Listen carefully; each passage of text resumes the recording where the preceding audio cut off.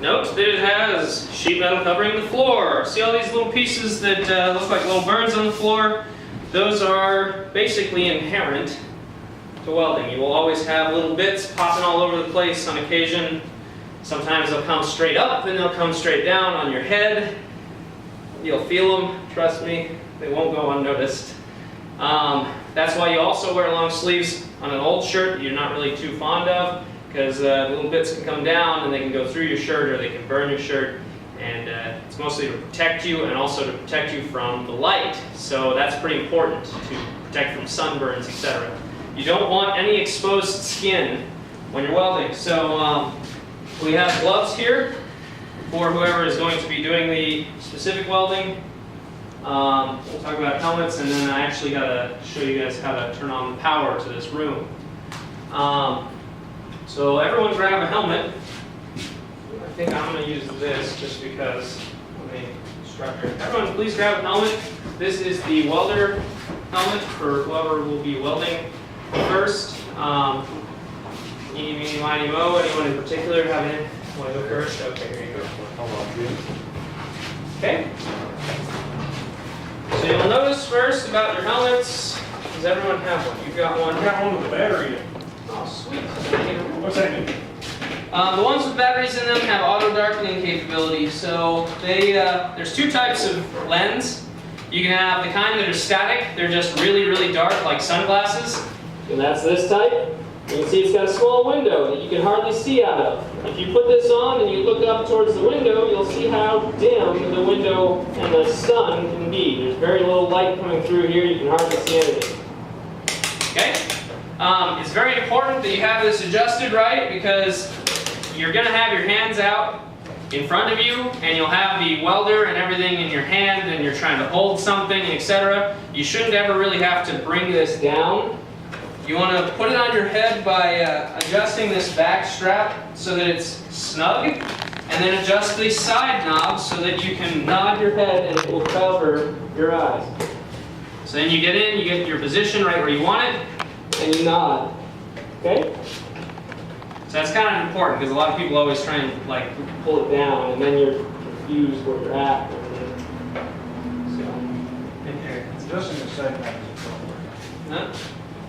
Should be a very small adjustment. Okay? Has everybody got theirs fit right? This battery one has an on-off as well, so. Yes. So the automatic auto darkening one, you have to turn on every, I think after 2 or 3 minutes of not being used, it shuts off.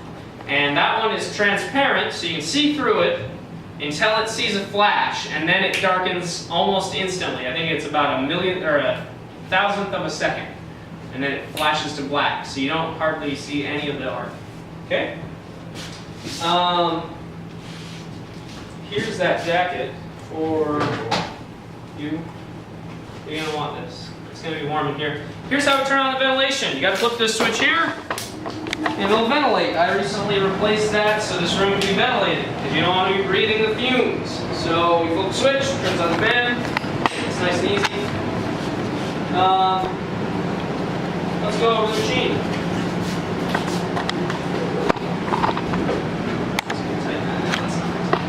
Okay, so this machine is the most awesome machine ever, by the way. It should be stored in this way where the power cable's wrapped around, and you should store the gun in this this little Velcro portion here. Okay, so this is the gun, and it comes all the way out. You can go pretty far into the room.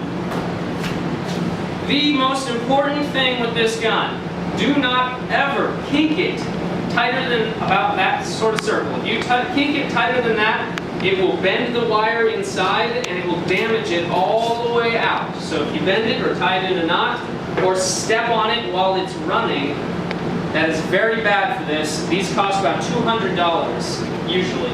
It's about $200. The whole machine's $1,000. This is a big deal. Just do not run kink this, okay? So no kinking.